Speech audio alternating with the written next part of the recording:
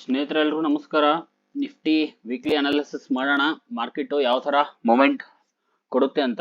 So ನಾನು last week analysis ಮಾಡಿದ್ದೆ. Market ಅದೇ ಥರ ಮೊಮೆಂಟ್ ಕೊಟ್ಟಿದೆ. ಲಾಸ್ಟ್ ವೀಕ್ ವಿಡಿಯೋಸು ಓಪನ್ ಮಾಡಿ ನೋಡ್ಬೋದು. ಸೊ ನೆಕ್ಸ್ಟ್ ಮಂಡೆಯಿಂದ ಯಾವ ಥರ ಮೂಮೆಂಟ್ ಕೊಡುತ್ತೆ ನೋಡೋಣ. ಸೊ ಮಾರ್ಕೆಟು 1 ಡೇ ಟೈಮ್ ಫ್ರೇಮಲ್ಲಿ ಇದ್ದೀನಿ, ನೀವು ನೋಡ್ತಾ ಇರ್ಬೋದು. ಮಾರ್ಕೆಟು ನಮ್ಗೇನು ಕಾಣಿಸ್ತಾ ಇದೆ, ಆಲ್ ಟೈಮ್ ಹೈಯಲ್ಲಿ ಟ್ರೇಡ್ ಮಾಡ್ತಾ ಇದೆ.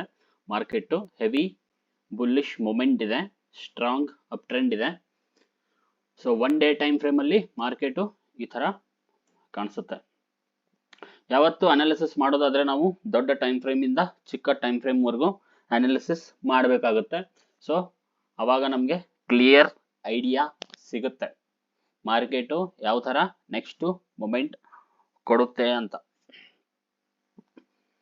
ಸೊ 1 ಡೇ ಟೈಮ್ ಫ್ರೇಮಲ್ಲಿ ಹೆವಿ ಸ್ಟ್ರಾಂಗ್ ಒಂದು ಬುಲ್ಲಿಶ್ ಮೊಮೆಂಟು ನೋಡೋಕ್ಕೆ ಸಿಕ್ಕಿದೆ. ಸೊ 1 ಡೇ ಟೈಮ್ ಫ್ರೇಮ್ ಇದು. ಸೊ ನಾವು 4 ಅವರ್ಗೆ ಬರೋಣ. ಇವಾಗ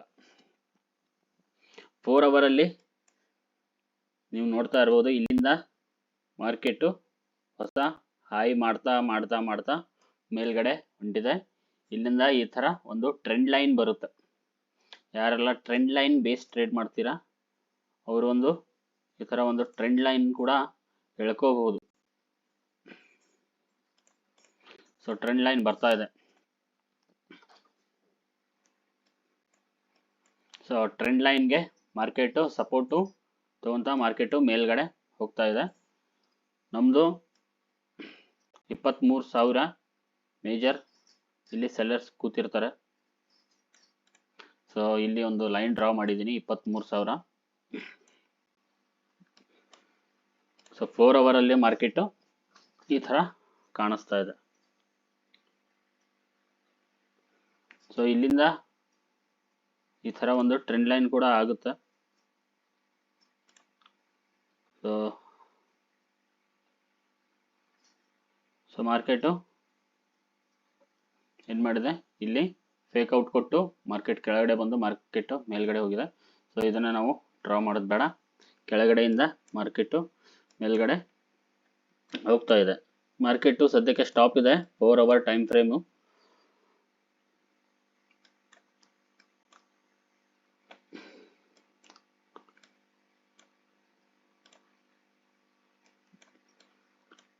ಸೊ ಇಲ್ಲಿ 4 ಅವರಲ್ಲಿ ಮಾರ್ಕೆಟು ಏನು ಮಾಡಿದೆ, BOS ಬ್ರೇಕ್ ಆಫ್ ಸ್ಟ್ರಕ್ಚರ್ ಕೊಟ್ಟಿದೆ. ಇಲ್ಲಿಂದ ನಮಗೆ ಒಂದು ಫೇರ್ ವ್ಯಾಲ್ಯೂ ಗ್ಯಾಪ್ ಕಾಣಿಸ್ತಾ ಇರ್ಬೋದು ನಿಮಗೆ. ಫೇರ್ ವ್ಯಾಲ್ಯೂ ಗ್ಯಾಪ್ ಏನು ಇಂಬ್ಯಾಲೆನ್ಸ್ ಝೋನ್ ಇದೆ, ಸೊ ಅದನ್ನು ನಮಗೆ ಕಾಣಿಸ್ತಾ ಇದೆ. ಮಾರ್ಕೆಟ್ ಏನು ಮಾಡುತ್ತೆ, ಗ್ಯಾಪ್ ಡೌನ್ ಆದರೆ ಈ ಫೇರ್ ವ್ಯಾಲ್ಯೂ ಗ್ಯಾಪ್ ಒಳಗಡೆ ಬಂದು ಮಾರ್ಕೆಟು ಮತ್ತೆ ಮೇಲ್ಗಡೆ ರ್ಯಾಲಿ ಮಾಡುತ್ತೆ ಸ್ನೇಹಿತರೆ. ಸೊ 22,400 ವರೆಗೂ ಮಾರ್ಕೆಟು ಗ್ಯಾಪ್ ಡೌನ್ ಆದರೆ ಕೆಳಗಡೆ ಬಂದು 22,400 ವರೆಗೂ ಬಂದು ಮಾರ್ಕೆಟು ಇಲ್ಲಿಂದ ಒಂದು ಮತ್ತೆ ಸ್ಟ್ರಾಂಗ್ ರ್ಯಾಲಿ ಮೇಲ್ಗಡೆ ಎಕ್ಸ್ಪೆಕ್ಟೇಷನ್ ನಾವು ಮಾಡಬಹುದು. ಸೊ ಇಲ್ಲಿ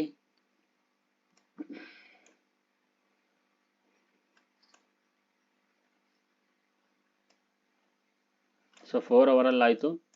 ಇದು ಫೇರ್ ವ್ಯಾಲ್ಯೂ ಗ್ಯಾಪ್ನ ಡ್ರಾ ಮಾಡಿ ಇಟ್ಟಿದ್ದೀನಿ. ಸೊ ಇದು ನಮ್ಮದು ಡಿಮಾಂಡ್ ಝೋನ್ ಇದೆ. ಈ ರೆಡ್ ಕ್ಯಾಂಡಲ್ಲು ಈ ಡಿಮಾಂಡ್ ಝೋನ್, ಈ ಫೇರ್ ವ್ಯಾಲ್ಯೂ ಗ್ಯಾಪ್ ಮತ್ತು ಇನ್ಕ್ಲೂಡಿಂಗ್ ಈ ಡಿಮಾಂಡ್ ಝೋನ್ ಡ್ರಾ ಮಾಡಿದ್ರೆ ಈ ಕ್ಯಾಂಡಲ್ಲು ಇಷ್ಟು ದೊಡ್ಡದಾಗಿ ಇರೋ ನಮಗೆ ಬೈ ಝೋನ್ ಸಿಗುತ್ತೆ. ಬಟ್ ಕನ್ಫರ್ಮೇಷನ್ ಚಿಕ್ಕ ಟೈಮ್ ಫ್ರೇಮಲ್ಲಿ ತೊಗೊಂಡಾಗ ಮಾತ್ರ ನಾವು ಮೇಲ್ಗಡೆ ಟ್ರೇಡ್ ತೊಗೊಳ್ಳೋಕ್ಕೆ ಸಾಧ್ಯ. ಸೊ ಫೇರ್ ವ್ಯಾಲ್ಯೂ ಗ್ಯಾಪಿಂದ ಆಲ್ಮೋಸ್ಟ್ ಮಾರ್ಕೆಟು ಮೇಲ್ಗಡೆ ಹೋಗುತ್ತೆ. ಸೊ ಇದು ಡಿಮಾಂಡ್ ಝೋನ್ ನಿಮ್ಗೆ ಗೊತ್ತಿರಲಿ ಅಂತ ನಾನು ಡ್ರಾ ಮಾಡ್ತಾ ಇದ್ದೀನಿ. ಈ ಟೋಟಲ್ ಆಗಿ ಇದು ಬೈ ಝೋನು. ಸೊ 1 ಅವರಲ್ಲಿ ನೋಡಿದ್ರೆ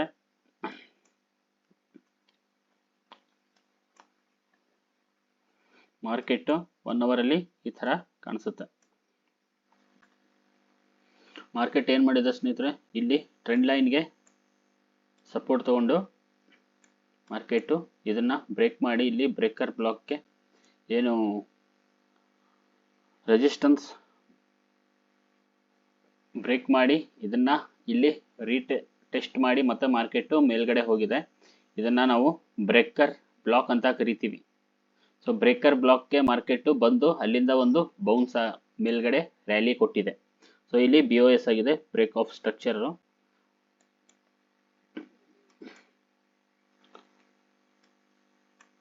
ಸೊ ಇಲ್ಲಿಂದ ನಾವು ಇನ್ನು ಮೇಲ್ಗಡೆ ಒಂದು ರ್ಯಾಲಿ ಮಾರ್ಕೆಟು, ಇದು ಮೇಜರ್ ಸೆಲ್ಲಿಂಗ್ ಝೋನ್, ಇದು 23,000.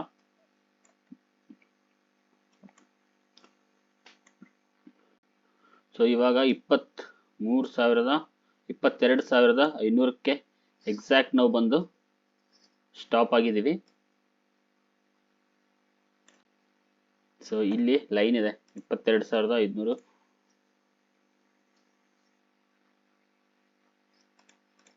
ಸೊ ಈ ಝೋನು 22,500.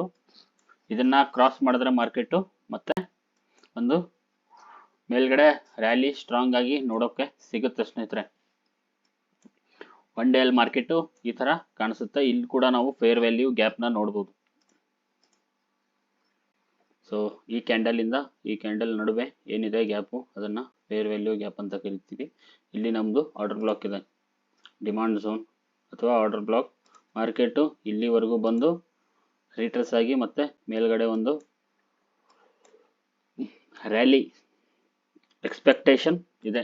ಗ್ಯಾಪ್ ಡೌನ್ ಆದರೆ ಈ ವೆರಿ ಇಂಪಾರ್ಟೆಂಟ್ ಝೋನ್ ಇದು. ಇಲ್ಲಿಂದ ರ್ಯಾಲಿ ಮೇಲ್ಗಡೆ ನೋಡೋಕೆ ನಮಗೆ ಸಿಗುತ್ತೆ. ಸೊ ಸಪೋಸ್ ಇದನ್ನ ಬ್ರೇಕ್ ಮಾಡಿದ್ರೆ ಈ ಸ್ವಿಂಗ್ನ ಇಲ್ಲಿ ಒಂದು 1 ಅವರಲ್ಲೇ ಫೇರ್ ವ್ಯಾಲ್ಯೂ ಗ್ಯಾಪ್ ಇದೆ, ವ್ಯಾಲ್ಯೂಮ್ ಇಂಬ್ಯಾಲೆನ್ಸ್ ಕೂಡ ಇದೆ. ಈ ವ್ಯಾಲ್ಯೂಮ್ ಇಂಬ್ಯಾಲೆನ್ಸು ಮತ್ತು ಫೇರ್ ವ್ಯಾಲ್ಯೂ ಗ್ಯಾಪ್ಸು ಅಷ್ಟು ಬೇಗ ಟ್ರೆಂಡ್ನ ಬಿಟ್ಕೊಡಲ್ಲ ಅವು. ಮತ್ತೆ ಅಲ್ಲಿಂದ ಮಾರ್ಕೆಟು ಸ್ಟ್ರಾಂಗ್ ಆಗಿ ಮೇಲ್ಗಡೆ ಕರ್ಕೊಂಡು ಹೋಗುತ್ತೆ. ಸೊ ಸಪೋಸ್ ಗ್ಯಾಪ್ ಡೌನ್ ಆಗಿ ಈ ಬ್ಲಾಕ್ ಇಂದ ಮಾರ್ಕೆಟು ಕೆಳಗಡೆ ಬಂದರೆ ಇದೇನು ಝೋನ್ ಇದೆ, ಈ ಝೋನು ಇಲ್ಲಿಂದ ಮಾರ್ಕೆಟ್ ಮತ್ತೆ ಸಪೋಸ್ ಇದನ್ನ ಬ್ರೇಕ್ ಮಾಡಿ ಕೆಳಗಡೆ ಬಂದರೆ ಇಲ್ಲಿಂದ ಮತ್ತೆ ಒಂದು ಬಿಗ್ ಮೂಮೆಂಟು ಮೇಲ್ಗಡೆ ನಮಗೆ ಎಕ್ಸ್ಪೆಕ್ಟೇಷನ್ ಇದೆ. ನಮ್ಮ ಫಸ್ಟ್ ಟಾರ್ಗೆಟು ಆವಾಗ ಈ ಲೈನ್ ಆಗಿರುತ್ತೆ. ಇದನ್ನ ಮಾರ್ಕೆಟ್ ಬ್ರೇಕ್ ಮಾಡಿದ್ರೆ ಮತ್ತೆ ಮೇಲ್ಗಡೆ ನಮಗೆ ಒಂದು ರ್ಯಾಲಿ ಸಿಗುತ್ತೆ. ಸಪೋಸ್ ಮಾರ್ಕೆಟ್ ಇದನ್ನ ಬ್ರೇಕ್ ಮಾಡಲಿಲ್ಲ ಅಂದರೆ ಇಲ್ಲಿ ನಮ್ಮದು ಅಷ್ಟು ಈಸಿಯಾಗಿ ಬ್ರೇಕ್ ಆಗಲ್ಲ, ಕೆಳಗಡೆ ಡೈರೆಕ್ಟ್ ಆಗಿ ಗ್ಯಾಪ್ ಡೌನ್ ಮಾಡಬೇಕು. ಒಂದು ಅಷ್ಟು ಈಸಿಯಾಗಿ ಬ್ರೇಕ್ ಆಗಲ್ಲ, ಯಾಕಂದ್ರೆ ಫೇರ್ ವ್ಯಾಲ್ಯೂ ಗ್ಯಾಪ್ ಇದೆ.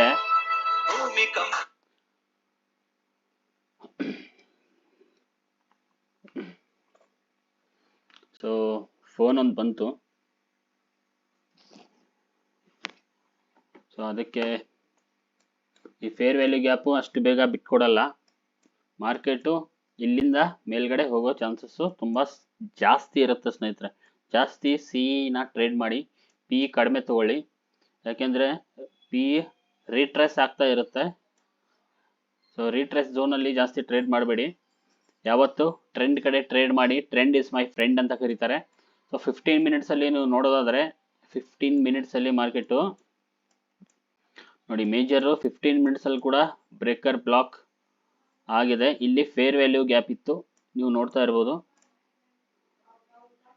ಈ ಬಾಕ್ಸ್ ಬ್ರೇಕರ್ ಬ್ಲಾಕು ಬ್ಲ್ಯಾಕ್ ಕಲರ್ದು, ಇದ್ರ ನಡುವೆ ಒಂದು ಫೇರ್ ವ್ಯಾಲ್ಯೂ ಗ್ಯಾಪ್ ಬಾಕ್ಸ್ ಇದೆ, ಬ್ಲೂ ಕಲರ್ದು, ನಿಮಗೆ ಕಾಣಿಸ್ತಾ ಇದೆಯಾ? So breaker block plus fair value gap very strong zone. ಅಲ್ಲಿಂದ ಮಾರ್ಕೆಟು ಎಷ್ಟು ಸ್ಟ್ರಾಂಗ್ ಮೇಲ್ಗಡೆ ರ್ಯಾಲಿ ಕೊಟ್ಟಿದೆ ನೀವು ನೋಡ್ತಾ ಇರ್ಬೋದು.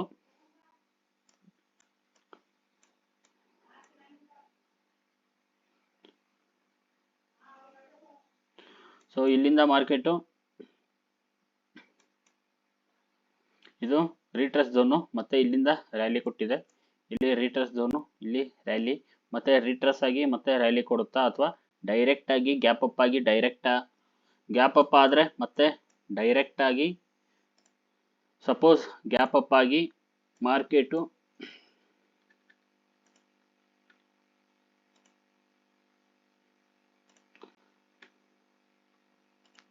ಸಪೋಸ್ ಮಾರ್ಕೆಟ್ ಗ್ಯಾಪ್ ಅಪ್ ಆದರೆ ಸ್ನೇಹಿತರೆ ಸ್ವಲ್ಪ ಮೇಲ್ಗಡೆ ಹೋದಂಗೆ ಮಾಡಿ ಸಡನ್ ಫಾಲ್ ಆಗಿ ಯಾರೆಲ್ಲ ಬೈ ಮಾಡಿರ್ತಾರೆ ಈ ಝೋನ್ಗೆ ಸಡನ್ ಫಾಲ್ ಆಗಿ ಅವ್ರು ಸ್ಟಾಪ್ ಲಾಸ್ ಎಲ್ಲ ತೊಗೊಂಡು ಮತ್ತೆ ಯಾಕೆಂದರೆ ಇಲ್ಲಿ ಫೇರ್ ವ್ಯಾಲ್ಯೂ ಗ್ಯಾಪ್ ಇದೆ 4 ಅವರಲ್ಲಿ ಇದನ್ನು ಟಚ್ ಮಾಡಿ ಇಲ್ಲಿ ನಮ್ಮದು ಇನ್ಸ್ಟಿಟ್ಯೂಷನಲ್ ಬೈಯರ್ಸ್ ಇರ್ತಾರೆ.